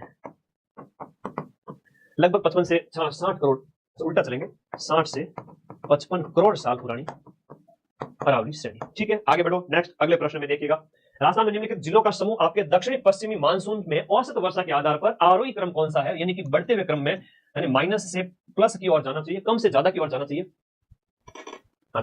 चूलिया जलप्रपात, चित्तौड़, चूलिया, चंबल, ठीक है, ओके, बताएंगे। तो यहां पर ये कह रहा है कि आरोही क्रम आपको बताना है। आरोही क्रम का मतलब पहले माइनस से आपका प्लस की ओर, कम से ज्यादा की ओर जाओगे तो आरोही क्रम है। वर्षा का जो प्रवाह है वो आपका कम से ज्यादा की ओर होना चाहिए। जालोर, जयपुर और कोटा, पहला ही ऑप्शन सही है, जालोर, जयपुर और कोटा है, जहां पर क्रम बढ़ रहा है। जालोर, जालोर से ज्यादा जयपुर में, जयपुर से ज्यादा कोटा के अंदर, ये प्रवाह है आपका। यहाँ पर याद रखना है कि जैसे आप राजस्थान के मैप में इस प्रकार से आप देखोगे, तो जैसे आप इस तरफ से जाओगे ना, दक्षिण पूर्वी राजस्थान से उत्तर पश्चिम की ओर जाओगे, तो यहाँ पर तो ज्यादा है, और यहाँ पर जाओगे तो बारिश में कमी आएगी। ठीक है, लेकिन जैसे ही आप इस तरफ से वापस उत्तरी पश्चिमी राजस्थान से दक्षिण पूर्वी राजस्थान की ओर आओगे, तो यहाँ पर आप क्या कहोगे, हाँ जी, सीधी सी बात है, इस तरफ के जिलों में तो कम बारिश है, बात एक ही है, और इस तरफ में बढ़ती है, बात एक ही है। मतलब एक ही बात को 2 बार कहो, मतलब इस तरफ से जाओगे बारिश बढ़ती है और उधर कम होती जाएगी, उधर से आओगे तो कम से ज्यादा होती जाएगी। और ये आपको उल्टा दे देगा, कोटा जयपुर और जालोर दे देगा, तो क्या करोगे, अगर ये कोटा होता, जयपुर होता, और देंगे एग्जामिनर, देखना ऐसा प्रश्न देंगे, कोटा, जयपुर और जालोर होता, तो इसे कौन सा सीक्वेंस कहते हैं आप, इसे कहते हैं आप अवरोही क्रम। ये होता सर अवरोही क्रम होता। तो ये बहुत अच्छी बात है कि इस तरह से आपसे प्रश्न पूछा गया है। जयपुर, दौसा और अलवर जिलों में कौन सी मिट्टी की प्रधानता पाई जाती है, जयपुर, अलवर और दौसा के अंदर कौन सी मिट्टी की प्रधानता पाई जाती है। तो जयपुर, दौसा, अलवर क्या है, तो यहाँ पर एल्पी सॉइल मिट्टी है, और थोड़ा सा मैप में देख लीजिए कहां पर कौन सी प्रकार की मिट्टी पाई जाती है। देखो वेस्टर्न राजस्थान में, ठेठ दक्षिणी राजस्थान में एरिडी है, यहाँ पर जो पाई जाती है वो है आपकी एरिडी सॉइल, एरिडी सॉल्स आपके दक्षिणी राजस्थान के, पश्चिमी राजस्थान के अंदर। फिर जो अर्ध शुष्क क्षेत्र है वहां पर एंटी सॉल है, उसके बाद में आप चले जाओ अल्पी सॉल है, मैदानी क्षेत्र के अंदर यहाँ पर अल्पी सॉल है, यहाँ पर अल्पी सॉल्स है। और हाड़ौती क्षेत्र में जाओ वर्टिसॉल है, हाड़ौती क्षेत्र में वर्टिसॉल है, और इधर इंसेप्टिसॉल है, वर्टिसॉल। अब सीधे सीधे प्रश्न एग्जाम में पूछ ले तो यहाँ हो जाएंगे वर्टिसॉल से वो हाड़ौती में। आज के टाइम में एक थोड़ा कठिन प्रश्न ये पूछा जाने लगा है कि इन मिट्टियों का उपमृदा समूह जो है वो कौन सा होगा, वो प्रश्न पूछे जाने लगे। तो मिट्टियों का उपमृदा समूह वो भी बताऊंगा, जैसे वर्टिसॉल का और कौन सा है तो वो भी बताएंगे। ये जो क्षेत्र है यहाँ पर जो है वो है इंसेप्टिसॉल है, मेवाड़ क्षेत्र के अंदर मेवाड़ क्षेत्र के अंदर आपका इंसेप्टिसॉल्स, तो मेवाड़ क्षेत्र के अंदर आपका इंसेप्टिसॉल हो गया, हाड़ौती के अंदर वर्टी हो गया, मैदान के अंदर आपका एल्पी हो गया, अर्ध शुष्क में एंटी हो गया, एरिडी हो गया आपके ठेठ पश्चिमी राजस्थान के अंदर। मेडटेक मेडिकल डिवाइस पार्क है वो आपका कहां पर स्थित है। ये मेडटेक मेडिकल डिवाइस पार्क आपका जोधपुर के बोरानाडा में मेडटेक मेडिकल डिवाइस पार्क स्थापित किया गया है। बोरानाडा में आपका एग्रो फूड पार्क भी है, और राजस्थान के अंदर एग्रो फूड पार्क वाला प्रश्न बार बार पूछा जाता है। एंटी होगा पश्चिम में, एरिडी होगा बेटा, एंटी तो बाद में होगा, है ना, एरिडी है पश्चिम में, है ना, ये एरिडी बिल्कुल सही लिखा हुआ है। और बाद वाला जो आएगा वो आएगा एंटीसॉल, अर्ध शुष्क में एंटी है। एरिड क्या होता है, सूखा प्रदेश होता है, एरिड सूखा प्रदेश, शुष्क क्षेत्र, अर्ध शुष्क है तो उसमें एंटी आएगा। ठीक है, ध्यान रखा करो थोड़ा सा। फिर ये बोरानाडा में है, तो बोरानाडा में है आपका क्या, एग्रो फूड पार्क भी है। तो हम थोड़ा सा एग्रो फूड पार्क का देख लेते हैं। तो आज के टाइम में जो प्रश्न एग्रो फूड पार्क के ज्यादा पूछे जाते हैं, हम तुम खूब पढ़ते हो, लेकिन ये चीजें सामने कई बार आती है नहीं भी आती है। एग्रो फूड पार्क आपका बोरानाडा में भी है, बोरानाडा जोधपुर, जो हस्तशिल्प के लिए विख्यात स्थान है, हस्तशिल्प का केंद्र कहलाता है बोरानाडा जोधपुर। उसके बाद में जो आपका एग्रो फूड पार्क वो देखिएगा आपका रानपुरा कोटा के अंदर भी है एग्रो फूड पार्क। एक देखो अलवर में भी है, गंगानगर में भी है, अलवर में भी है और गंगानगर में भी। तो ये इस प्रकार से कुछ आपके रिको के द्वारा स्थापित एग्रो फूड पार्क सीधे सीधे परीक्षा में प्रश्न पूछे जाते हैं, रिको के द्वारा स्थापित रिको द्वारा स्थापित agro food park Boranada, Ranpur, Alwar, Ganganagar. Alwar, Ganganagar, Ranpur, Boranada. बोरा रा से रानपुरा और बोरा आई लव गंगा। आगे बढ़ो बेटा, याद रहना चाहिए कुछ भी करके। हाँ जी, खड़ीन है वो आपका जल संरक्षण की जो प्राचीन विधि है वो आपके जैसलमेर के अंदर है। खड़ीन कैसे बनाते हैं आगे दीवार करके वो मैंने आपको बता दिया, पालीवाल ब्राह्मणों के द्वारा। अरे ले ली बेटा क्लास, और क्या ले, आगे आ जाओ। सूची को सुमेलित करना है, यहाँ पर नदी और उनके जिलों से संबंधित सूची कौन सी है उसको आपको सुमेलित करना है। तो उदयपुर में कौन सी नदी बहती है, तो जैसे बूंदी की बात करें तो बूंदी में कुराल नदी है ना। बी के सामने क्या है, 4 है। ए यानी कि उदयपुर की बात हो रही है तो इसमें सोम है और जाखम है। ए के सामने 3 है, ए के सामने 3 है, सोम और जाखम। ए के सामने 3 है, बी के सामने 4 है, दोनों में है। भरतपुर में जाओगे तो भरतपुर में साबी नदी भरतपुर में बहती है, तो एक आ जाएगा, भरतपुर में है। हाँ जी, बताओ कौन सा होगा। सी ऑप्शन होगा या ए ऑप्शन होगा, ये बताओ पहले। अलवर के अंदर साबी ऊपर या फिर भरतपुर के अंदर।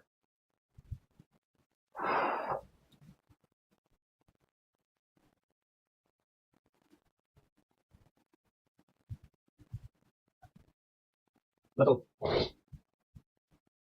ए इज द राइट आंसर। बताओ,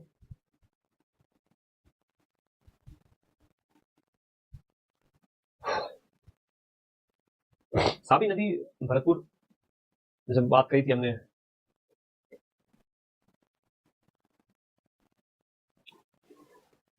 बेटा एरिडिसॉल एंटीसॉल छोड़ दे, अब मैंने बता दिया पहले।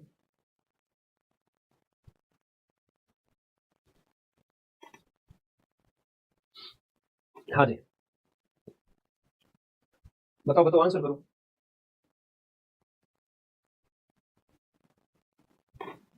अलवर में हो जाएगा साबित, तो इस प्रकार से इसका आंसर है वो आपका कौन सा हो जाएगा। हाँ जी, हाँ जी,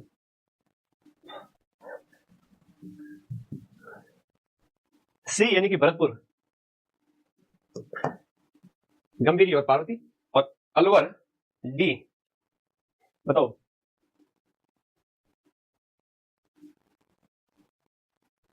बच गया एक, डी के सामने एक साबी हो गया, डी के सामने एक हो गया। ऑप्शन नंबर डी जिसका भी है वो सही है ना। ऑप्शन नंबर डी है, बाकी मतलब डी आंसर हो गया इसके अंदर। डी, ए के सामने 3 है, बी के सामने 4 है, सी यानी भरतपुर में गंभीरी पार्वती होगी, और डी यानी कि आपका अलवर में साबी होगी। ठीक है, अलवर में साबी होगी।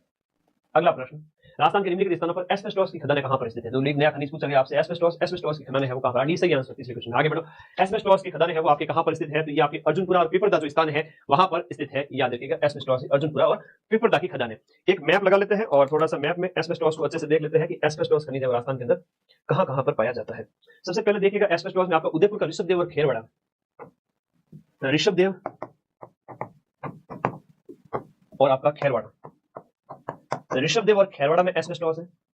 उसके बाद में डूंगरपुर में देवल और पिपरला, डूंगरपुर के अंदर है आपका देवल और पिपरला, तो पिपरला का जिला पूछ सकते हैं इस बार। डूंगरपुर में हो गया आपका देवल और पिपरला। फिर आपका अजमेर में अर्जुनपुरा और कोटड़ी,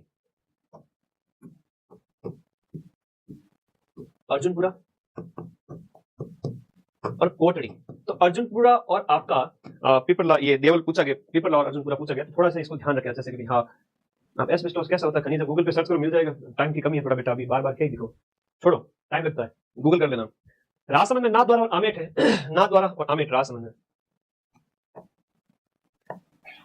नाथद्वारा, ये जो नाथद्वारा और जो आमेट है ये आपके कहां पर हो गया, राजसमंद के अंदर स्थान हो गया। उसके अलावा पाली और सलुम्बर जिला भी आपके इसके लिए जाना जाता है, पाली और इसके अलावा सलुम्बर जिला भी इसके लिए जाना जाता है। देखो ये अच्छा स्थान है, आपसे अर्जुनपुरा पूछा गया, आपके पिपरला पूछा गया, इस बार इनके जिले पूछ रहे हैं कि भाई देवल और पिपरला आपके डूंगरपुर के अंदर एस्बेस्टॉस खनिज के लिए ना, राजस्थान का एकाधिकार है वैसे एस्बेस्टॉस के लिए, एस्बेस्टॉस क्षेत्र। तो एस्बेस्टॉस के जो क्षेत्र है वो प्रश्न पूछा गया था, अपन ने इसको सॉल्व भी किया और यहाँ पर अच्छे से पढ़ भी लिया। अगला प्रश्न बहुत ही प्यारा है, देखिएगा कि राजस्थान के अंदर लिग्नाइट के सबसे महत्वपूर्ण संसाधन कौन से स्थान पर स्थित है। राजस्थान के अंदर लिग्नाइट कोयले की जो महत्वपूर्ण क्षेत्र है वो कौन से क्षेत्र है। राजस्थान के अंदर लिग्नाइट कोयले के, लिग्नाइट के सबसे महत्वपूर्ण संसाधन कौन से स्थान पर स्थित है। जैसे बात करें कपूरडी, मेड़ता, कसनऊ, तो ये कौन कौन सी जगहों पर है, कपूरडी, मेड़ता और कसनऊ। सबसे पहले बाड़मेर, बीकानेर और नागौर की बात करेंगे। बाड़मेर, बीकानेर और इसके अलावा एक अपना नागौर, इन जिलों के अंदर कहां पर लिग्नाइट कोयले के भंडार है उसके ऊपर बात करेंगे। ठीक है, उसके ऊपर बात करेंगे और देखेंगे यहां पर कि जो बाड़मेर में कपूरडी, जालीपार, भादरेस, कपूरडी, जालिपा और भादरेस, ये स्थान लिग्नाइट के लिए जाने जाते हैं। उसके अलावा हम बात करें अपने बीकानेर के, तो बीकानेर में आपका बिटनोक, पलाना, बिटनोक, पलाना, गुरहा, ये स्थान पूछे जाते हैं, बताइए किसके लिए जाना जाता है, गुरहा किसके लिए जाना जाता है, पलाना भी पूछा जाता है, मोस्ट इंपोर्टेंट, भादरेस और जालिपा मोस्ट इंपोर्टेंट, कपूरडी सहित। मेड़ता सिटी है, इग्यार है, इसके अंदर एक तो आता है मेड़ता सिटी, एक आता है आपका इग्यार, मेड़ता सिटी है, इग्यार है माता सुख कसनऊ, ये रहा माता सुख और कसनऊ, ठीक है, माता सुख और माता सुख कसनऊ, तो ये भी साथ साथ याद रखिए। कपूरडी, मेड़ता और कसनऊ पूछा गया था। मेड़ता और कसनऊ है जो आपके नागौर के पूछे थे। कपूरडी एक बहुत इंपोर्टेंट है, जालिपा भी इंपोर्टेंट है, पलाना और गुरहा जो आपके लिग्नाइट कोयले के स्थान है, मोस्ट इंपोर्टेंट है, एग्जाम में आते हैं, ठीक है। अगले प्रश्न की ओर चलिएगा। निम्न में से आपका कौन सा सुमेलित नहीं है? आरएस प्री अगली बार 2021 तक 2026 की स्टार्टिंग तक संभावित है, पढ़ लो अच्छे से, ठीक है। पिछली बार तो अपने 115 प्लस प्रश्न है वो प्रूफ के साथ टेलीग्राम पे मैंने पीडीएफ भी अपलोड की, कितना कठिन पेपर आया था उसके बावजूद भी, तो प्री तो पूरी मास्टरी अपने पास है बेटा, क्यों चिंता करते हो, आरएस प्री पास करवा देंगे। रणखार जो कंजर्वेशन रिजर्व है वो आपके जालोर के अंदर है, बिल्कुल यहाँ पर सही सुमेलित है। मनसा माता आपका झुंझुनू के अंदर है, क्या मनसा माता झुंझुनू के अंदर है? शोरसेन आपका बूंदी के अंदर है या बारा के अंदर है? बड़ा अच्छा दिया गया है प्रश्न यहाँ पर। शोरसेन है वो आपका बूंदी में नहीं है, बारा के अंदर है, तो ये यहाँ पर सही सुमेलित है। शोरसेन आपका बारा के अंदर है, कहां पर है? शोरसेन आपका बारा के अंदर है। हमीरगढ़ है वो नवीनतम है, हालांकि नवीनतम एकदम नहीं, लेकिन अभी लेटेस्ट में बना था, तो ये आंसर नंबर आपका सी यहाँ पर राइट है। तो राजस्थान में कंजर्वेशन रिजर्व कितने हैं? कमेंट बॉक्स में फटाफट बताओ सभी बच्चे। राजस्थान में वर्तमान में कंजर्वेशन रिजर्व कितने हैं? मुझे पता है, तुम सबको पता है 37 है, लेकिन दो नवीनतम घोषित कंजर्वेशन रिजर्व जिसकी घोषणा विधानसभा में कर दी गई है वो नए बनाए जाएंगे। अब आपको बताना है कि वो दो नए कौन से हैं। अब इसका प्रश्न करंट में है, 3-4 महीने पहले का है, मार्च में लगभग घोषणा हुई थी। अब उन दोनों के नाम तुम्हें बताना है। वैसे 39 होने वाले हैं, 37 है वर्तमान में, लेकिन दो और कौन से हैं वो बढ़िया क्वेश्चन है। तो कंजर्वेशन रिजर्व तुम्हारे गलत नहीं हो, इसके लिए मैं थोड़ा सा कंटेंट लेकर आया हूं। कंजर्वेशन रिजर्व राजस्थान के अंदर कितने हैं? 37 है। दो प्रस्तावित है, उनकी भी हम बात करेंगे। प्रस्तावित दो के अंदर कौन कौन से हैं उनकी भी मैं एक बार बात कर लूंगा आगे इसी क्लास के अंदर, ठीक है। हाँ जी, सबसे पहला और सबसे प्राचीन जो कंजर्वेशन रिजर्व है राजस्थान का वो है बीसलपुर, जो कि टोंक के अंदर स्थित है, 2008 के अंदर बनता है। सबसे नया है आसो भीलवाड़ा, 2024 का है, ठीक है। तो सबसे बड़ा कंजर्वेशन रिजर्व बालेश्वर है, जो 221 वर्ग किलोमीटर का बालेश्वर सीकर के अंदर है, ठीक है, वो भी याद रखो। बीसलपुर प्राचीन है, बड़ा बालेश्वर है। सबसे छोटा बीड़ मुहाना बी से बीड़ मुहाना बी जयपुर के अंदर है, रोटू नहीं है, अब 0.10 किलोमीटर स्क्वायर उसका क्षेत्रफल है। फिर आपका सर्वाधिक कंजर्वेशन वाला जिला है वो कौन सा है? वो आपका बारा जिला है। तो राजस्थान के कंजर्वेशन रिजर्व में दो नए कंजर्वेशन रिजर्व कब घोषित किए गए थे? 12 मार्च 2025 को। एक बुचारा मेन कंजर्वेशन रिजर्व जो कि जयपुर का है, और दूसरा मोखला पारेवार है जो कि जैसलमेर का है। हाँ जी, मोखला है जैसलमेर, बुचारा है जयपुर के अंदर। अजमेर के कंजर्वेशन रिजर्व की बात करें तो खरमौर है और गंगा भैरव घाटी है। जालोर में 2 है, सुंदा माता रणखार है, कोटा में 1 है, उम्मेदगंज है, जयपुर में 3 है, जालागढ़, जालाना, अमागढ़, बीड़ मुहाना ए, बीड़ मुहाना बी। बीड़ मुहाना बी है वो सबसे छोटा है, बीड़ मुहाना बी है वो सबसे छोटा है। इसको आप याद रखें, बहुत बढ़िया तरीके से याद रखना है, ठीक है, बीड़ मुहाना बी। फिर इधर आ जाओ, फड़ौदी के अंदर कुर्जा है, गुड़ा विष्णुयान जोधपुर में, गोगेला और रोटू है वो नागौर के अंदर है। रोटू सेकंड सबसे छोटा हो गया पॉइंट के साथ में। राजस्थान में सीकर के अंदर आपका साकंबरी हो गया, बीड़ फतेहपुर हो गया, बालेश्वर हो गया, बालेश्वर सबसे बड़ा है। और जमी बांध 1 और जमी बांध लेपर्ड 2 ये पाली के हो गए। सिरोही के वाड़ा खेड़ा अभी पूछा गया था एग्जाम के अंदर, वाड़ा खेड़ा कंजर्वेशन रिजर्व कहां पर है? अभी पूछा गया था लेटेस्ट एग्जाम के अंदर। उदयपुर के अंदर बागड़गढ़ है, महासीर है और अमृत महादेव है। जोड़बीड़ गढ़वाल बीकानेर के अंदर है, और बीसलपुर टोंक के अंदर सबसे पहला कंजर्वेशन रिजर्व है। झुंझुनू में 4 है, बीड़ झुंझुनू, मनसा माता, बांसियाल खेतरी, बागोर कंजर्वेशन रिजर्व। ये सीधा सीधा प्रश्न एग्जाम में आए थे। भीलवाड़ा के अंदर हमीरगढ़, आसोप और बीड़गाछ अभी जस्ट पूछा गया था। शाहबाद, तलटी, बांज, अमली, ब्राह्मगढ़, सोरसेन 1, 2 और 3 ये 7 कंजर्वेशन रिजर्व के साथ में अपना जो 12 जिला है, जो सबसे ज्यादा कंजर्वेशन रिजर्व वाला 7 जिले या 7 स्थान है, ये याद रखना। और 2 बुचारा और मोखला ये याद रखना, ये कहां पर है? हाँ, ओके, ये कंजर्वेशन रिजर्व वाला क्वेश्चन हो गया। अगला देखो, माउंट आबू और रणकपुर है वो किस पर्यटक स्थल में, पर्यटक परिपथ के अंदर आते हैं? बड़ा अच्छा प्रश्न है। 10 पर्यटक क्षेत्र जो है, 10 पर्यटक सर्किट है, उनकी भी बात मैं अभी इस क्लास के अंदर कर लेता हूं। तुमको लगता है कि गुरुजी मात्र टिक करना आगे बढ़ जाओ, तो पर्यटक जो है सर्किट में कौन कराएगा? पर्यटक जो परिपथ जो है, माउंट आबू और रणकपुर की बात हो रही है, माउंट आबू और रणकपुर की बात है, तो गोडवाड़ पर्यटक क्षेत्र के अंदर शामिल। अब थोड़ा सा ध्यान रखना कि यहाँ पे जो कुल 10 पर्यटक सर्किट है इनकी बात करेंगे, उससे पहले थोड़ा सा सुन लीजिए। कुल 10 पर्यटक सर्किट, और पूरी क्लास नहीं देखने वाले पर्यटन सर्किट हम इन्हें कहेंगे। उन बच्चों के लिए वो अभिमन्यु है। अभिमन्यु हार गया था, मां के गर्भ में चक्रव्यूह पूरा नहीं सुना, पूरी मैराथन उसने देखी नहीं। अभिमन्यु ने माता के गर्भ में चक्रव्यूह की पूरी घटना सुनी नहीं, और उससे पहले ही सो गया, माता सो गई, बच्चे का सुनना। ऐसा किंवदंती मिलती है, कहावत मिलता है, लोक प्रचलन में कथा मिलती है कि भाई इस वजह से अभिमन्यु सुन नहीं पाया, ठीक है। मेरे बच्चे मैराथन पूरी नहीं देखोगे तो फिर चक्री में तोड़ने का रास्ता कैसे मिलेगा आपको? समझ लो इस बात को। एक एक करके बात करूंगा मैं।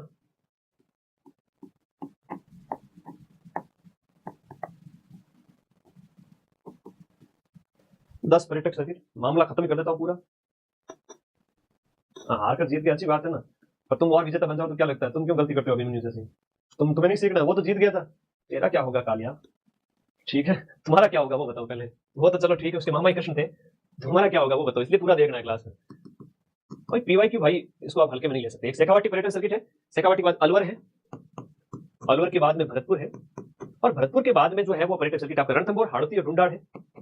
रणथंभौर है, हाड़ौती है, डुंडाड़ है। एग्जाम में प्रश्न ये आता है कि जिनमें से कौन सा जिला है वो आपके इसमें शामिल है और डुंडाड़ में नहीं है। हाड़ौती में कौन सा शामिल है? नहीं है। वागड़ में कौन सा है? नहीं। ऐसे प्रश्न पूछे जाते हैं।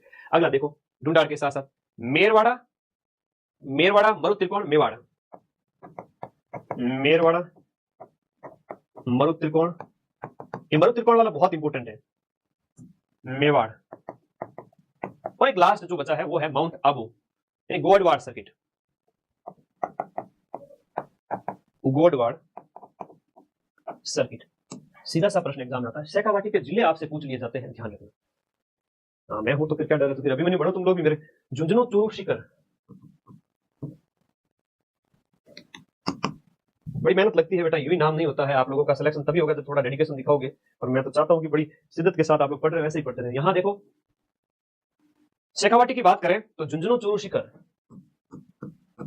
झुंझुनू, झुंझुनू, चूरू और सीकर, ये शेखावाटी के इस पर्यटक सर्किट के अंदर आ गए। दूसरा देखो आपका अलवर में है, तो इसमें आपका अलवर जो पर्यटक सर्किट है उसके अंदर देख लो, जो सिलीसेड और सीकर जो अलग है, भिन्न है, तो उसको थोड़ा सा अच्छे से पढ़ना। सिलीसेड, सीकर को डाला गया है इसमें। नेक्स्ट आपका भरतपुर वाला पर्यटक सर्किट, भरतपुर, डीग, धौलपुर, भरतपुर, डीग, धौलपुर। रणथंभौर की बात करें तो सवाई माधोपुर और टोंक है। सवाई माधोपुर मैप में देखते रहो साथ साथ में, टोंक और सवाई माधोपुर हो गए इसके अंदर। हाड़ौती पर्यटन सर्किट की बात करें, कोटा, बूंदी, झालावाड़ है, कोटा, बूंदी, झालावाड़ के अंदर है। डुंडाड़ पर्यटक सर्किट की बात करें, जयपुर, आमेर, रामगढ़, दौसा, जयपुर, आमेर, रामगढ़, दौसा, और इसके साथ साथ याद कर लीजिएगा आभानेरी, दौसा आभानेरी, ठीक है, दौसा आभानेरी। मेरवाड़ा की बात करें तो मेरवाड़ा के अंदर हो जाएगा आपका अजमेर, पुष्कर, नागौर, मेड़ता, अजमेर, पुष्कर, भले मानो तो क्यों जाए काशी पुष्कर, पहले माँ बाप ने तो पुष्कर, पुष्कर, अजमेर, मेड़ता और नागौर, नागौर के अंदर मेड़ता, ये भी इसके साथ साथ याद कर लो। मरु त्रिकोण बहुत ज्यादा इंपॉर्टेंट है। मरु त्रिकोण में पूछा जाता है जैसलमेर, बीकानेर, जोधपुर, इसको अलग कलर से लिखूंगा, जैसलमेर, बीकानेर, जोधपुर, जैसलमेर, बीकानेर और जोधपुर। यह प्रश्न थोड़ा ज्यादा पूछा जाता है, इसको थोड़ा अलग तरीके से याद कर लेना, पढ़ लेना साथ साथ। बढ़िया क्वेश्चन है, इतना डीप में कौन पढ़ा है बेटा, एक एक पीवाई की वो भी तुम्हारे लिए है सब, ठीक है, ये सब किसके लिए है? तुम्हारे लिए है, ठीक है, आगे बढ़ो। चलो नेक्स्ट अगले प्रश्न देखो, मेवाड़ सर्किट की बात करें, उदयपुर, चित्तौड़, कुंभलगढ़, नाथद्वारा, उदयपुर, चित्तौड़, कुंभलगढ़, नाथद्वारा, उदयपुर, चित्तौड़, कुंभलगढ़, नाथद्वारा। एक लास्ट देख लो गोडवाड़ सर्किट के अंदर, या माउंट आबू, सिरोही, पाली, जालोर, माउंट आबू, सिरोही, पाली और जालोर। ये नीचे वाला लाइन तो दिख जाएगा, कोई दिक्कत नहीं। अब ये है भाई 10 पर्यटन सर्किट, भाई तो बोर्ड भरे देते जोर आवे ऑफलाइन में मेरे तो गला ही रह गया।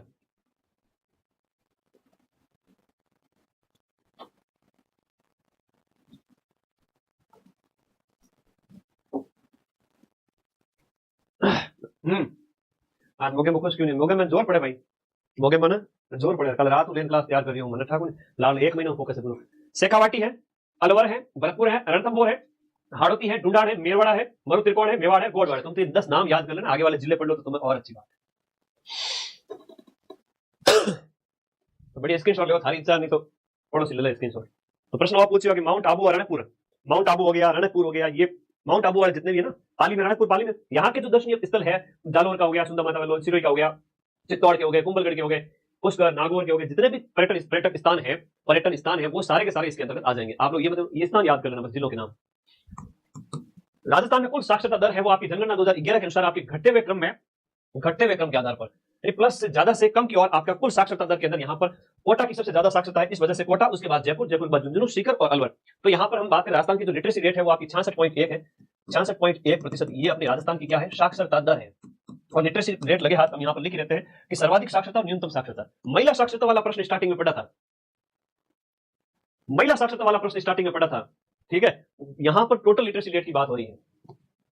चलो मैं लिखवा देता हूँ, ये डाटा वापस रिपीट होगा अगली क्लास के अंदर, पेपर के अंदर आएगा। सर्वाधिक और न्यूनतम साक्षरता की बात हो रही है। सर्वाधिक साक्षरता के अंदर सबसे पहला स्थान आता है अपने कोटा का, कोटा के बाद जयपुर झुंझुनू, जयपुर झुंझुनू सीकर, जयपुर, जयपुर के बाद में आपका झुंझुनू, झुंझुनू के बाद में आपका सीकर, सीकर के बाद अलवर। तो इनमें जो है साक्षरता की दर आपसे पूछ रही है कितने प्रतिशत है। तो कोटा की जो साक्षरता है 76.6, 76.6%। जयपुर की बात करें तो 75.5, 75.5%। झुंझुनू की बात करें तो 74.1 है, 74.1% है। और सीकर की देखें तो 71.9 है, 71.9%। अब अगला जो नंबर आता है सबसे कम साक्षरता के अंदर, न्यूनतम साक्षरता वाले जिलों के अंदर, जालोर है, सिरोही है, प्रतापगढ़ है। जालोर है, सिरोही है, प्रतापगढ़ है, बांसवाड़ा है। जालोर है, सिरोही है, प्रतापगढ़ है और बांसवाड़ा है। मेरे प्यारे बच्चों, यहां पर डाटा पे फोकस करना। जालोर में लोग पढ़े लिखे को नहीं, तो जालोर वाले लोग किस बात पर ज्यादा फोकस करते हैं, हाँ जस्ट जॉक। तो जालोर के लोग सीरियस ना ले इस बात में। अभी होता कई बार होता है कि खबरें आती है वही से ज्यादा आती है ना, तो पढ़ने लिखना स्टार्ट कर दो जालोर वालों। जालोर में 54.9 है, यहाँ पर कितने हैं, 54.9%। दूसरा सिरोही की बात करें तो 55.3 है, 55.3। मेरा धर्म है सारे डाटा लिखवा लो, तुम्हें तुमसे जितना याद हो करो, वरना मैन ऊपर वाला कर लो, बहुत है। प्रतापगढ़ में 56% साक्षरता है और बांसवाड़ा की साक्षरता 56.3 है, 56.3%। अब एग्जाम में कैसा भी क्वेश्चन आ जाए लिटरेसी का, आप लोग गलत नहीं करोगे, और करोगे क्या, नहीं करोगे ना। तो ये यहाँ पर पूछा गया कि सर्वाधिक साक्षरता कोटा में है, न्यूनतम साक्षरता आपकी जालोर के अंदर है। हाँ, वो चीज आपको याद रखना है। अच्छा, सिरे में ठंडा ज्यादा बनते हैं तो भाई वो मामला गड़बड़ है, और जो बड़े हैं वो तो धक धक कर रहा है, उनका जीवड़ा असामाजिक हथकंडे कभी ना अपनाए। तो ये बड़ा अच्छा क्वेश्चन था, और 100 क्वेश्चन आपके, और 100 क्वेश्चन के पीछे व्याख्या दिखा दो, तुम्हारी हालत खराब हो जाएगी। इतना लिखा जाएगा, 6 घंटे इतना लिखवा लो। अब आगे सीधे सीधे क्वेश्चन आएंगे जिनकी सबकी व्याख्या हो चुकी है, आराम से चलेंगे। जिंदगी में पहले मेहनत कर लो, पूरी जिंदगी सुख पाओगे। जवानी में मेहनत कर लो, बुढ़ापा सुधर जाएगा। अभी मजे किए ना तो बुढ़ापे में जिंदगी भर ऐसी नौकरी करनी पड़ेगी, मजदूरी। इसलिए पढ़ लो, लिख लो कौन सा स्थान सही है। लाइब्रेरियन ग्रेड सेकंड 16 फरवरी को पूछा गया था। जोर नहीं आना चाहिए पढ़ने में, पढ़ना मौत आवे गुरुजी, किकर पढ़ा में पढ़ो बेटा। कथन कौन सा सही नहीं है, पूछ रहा है कि गलत कथन कौन सा है। 2011 में झुंझुनू जिले में सर्वाधिक साक्षरता, सर्वाधिक पुरुष साक्षरता दर, पुरुष साक्षरता की बात है, सर्वाधिक पुरुष साक्षरता झुंझुनू में दर्ज की गई, ऐसा कह रहा है। तो सर्वाधिक पुरुष साक्षरता झुंझुनू में दर्ज की गई, सही बात है। ये प्रश्न के अंदर ये बात सही है।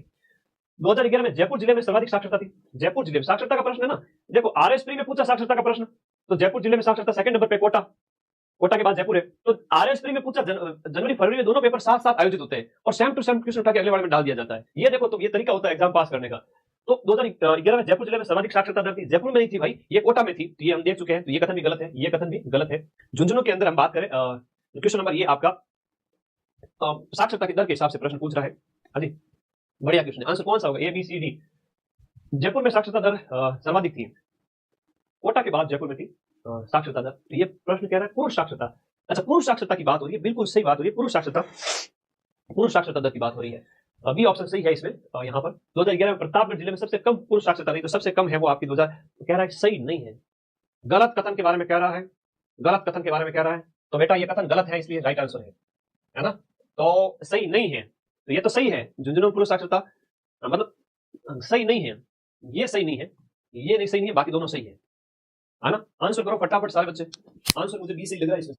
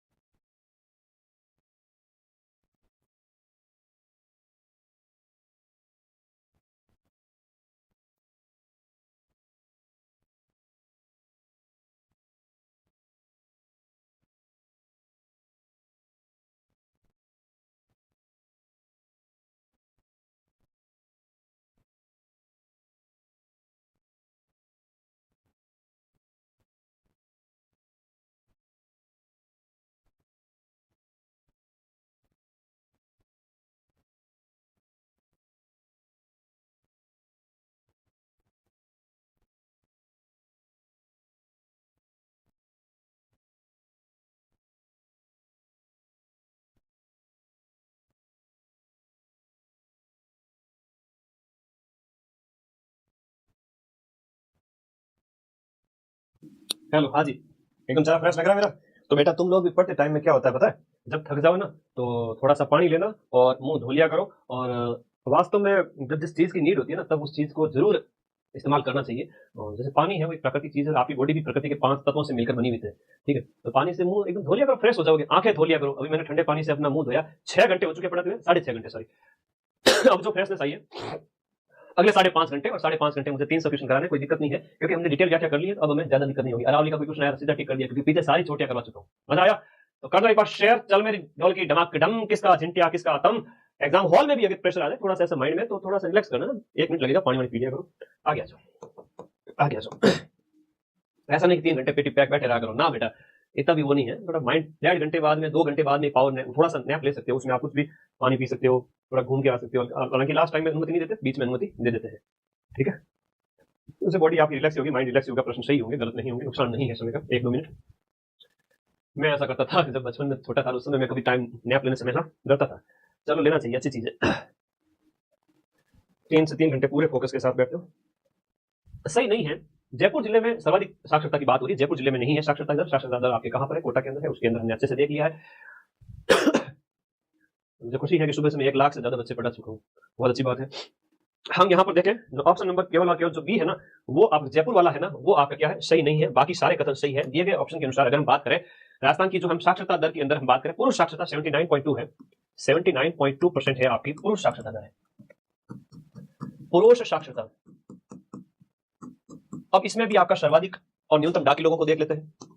महिलाओं की बात पहले कर ली थी, अब हमारी बात कर लेते हैं। न्यूनतम पुरुष साक्षरता, सर्वाधिक पुरुष साक्षरता, 2 लिखवा देता हूं, लफड़ा ही खत्म हो जाएगा। झुंझुनू, कोटा, जयपुर, सीकर। झुंझुनू, कोटा, जयपुर, सीकर। न्यूनतम में बात करें प्रतापगढ़, बांसवाड़ा, सिरोही, जालोर। प्रतापगढ़, बांसवाड़ा, सिरोही, जालोर। अब इसमें देखिएगा प्रतिशत के हिसाब से किसका क्या कितना है वो देख लेना। बढ़िया वाली चीज बताता हूं, लिखिएगा इसके अंदर परसेंटेज देखिए कि झुंझुनू 86.9%, ये है आप 86.3 है कोटा, 86.3 है कोटा, 86.1 है, 86.1 है। और सीकर की बात करें तो 85.1 है, 85.1%। तो झुंझुनू में सबसे ज्यादा दाखिल लोग पुरुष लोग साक्षर है। अब उसके बाद देखें तो प्रतापगढ़ के अंदर सबसे न्यूनतम है 69.5, और इसमें भी 69.5, 69.5 और इसमें 69.5%। सिरोही और जालोर में 70 और 70 साथ है, 70% एंड 70.7%। लो जी, मामला क्लियर है। अब जब कभी भी डाकी लोगों की बात आए तो अपने को कोई प्रॉब्लम नहीं है। पुरुष लोगों की साक्षरता सर्वाधिक झुंझुनू में, न्यूनतम प्रतापगढ़ के अंदर, और पुरुष साक्षरता 79.2%। सीधा सा प्रश्न वापस से रिपीट होगा, पॉलिटिकल की मैराथन की पीडीएफ आज दे दूंगा। चिंता क्यों करते हो है बच्चे? चिंता मत करो, चिंता से चतुराई घटे, घटे रूप और